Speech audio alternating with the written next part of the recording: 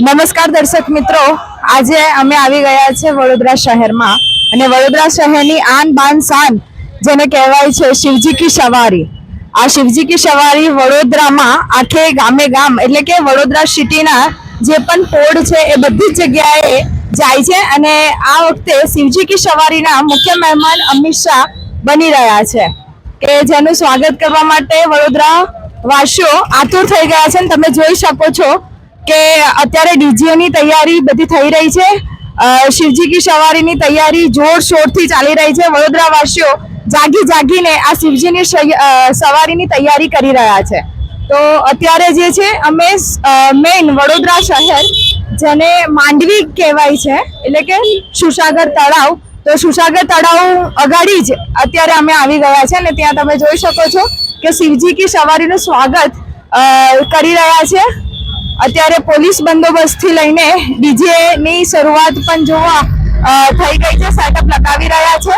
તો તમે પણ આવતીકાલે શિવજી કી સવારીમાં વડોદરાના ભાવિક ભક્તો દરેક લોકો જોડાવ તેવી નમ્ર વિનંતી છે. સંસ્કારી નગરી વડોદરામાં મહાશિવરાત્રિના પાવન પર્વ નિમિત્તે પરંપરાગત શિવજી કી સવારીનું ભવ્ય આયોજન કરવામાં આવી રહ્યું છે. આવતીકાલે એટલે કે 15 ફેબ્રુઆરી 2026ના રવિવારના રોજ શિવજી પરિવાર સાથે નગરચર્યાએ નીકળશે.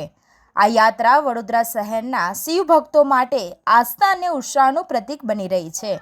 શુક્રવારે શહેરમાં આયોજક બેઠક યોજાઈ હતી, જેમાં યાત્રાના માર્ગો, સુરક્ષા વ્યવસ્થા, ધાર્મિક કાર્યક્રમો અને અન્ય તમામ વિગતો પર વિસ્તૃત ચર્ચા થઈ હતી.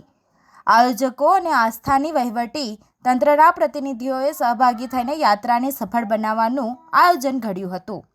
મહાશિવરાત્રિના દિવસે બપોરે 3:30 વાગે પ્રતાપનગર ખાતે આવેલા રણેશ્વર મુક્તેશ્વર મહાદેવ મંદિરથી મહાકાય નદી પરથી બિરાજમાન ભગવાન શિવ અને માતા પાર્વતી તથા નંદી અને શિવ પરિવાર સાથે શિવજી કી સવારી શરૂ થશે. આ યાત્રા પરંપરાગત માર્ગોમાંથી પસાર થશે, જેમાં વાડી, ચોખંડી, માંડવી, ન્યાય મંદિર, માર્કેટ અને દાંડિયા બજાર જેવા વિસ્તારોનો સમાવેશ થાય છે.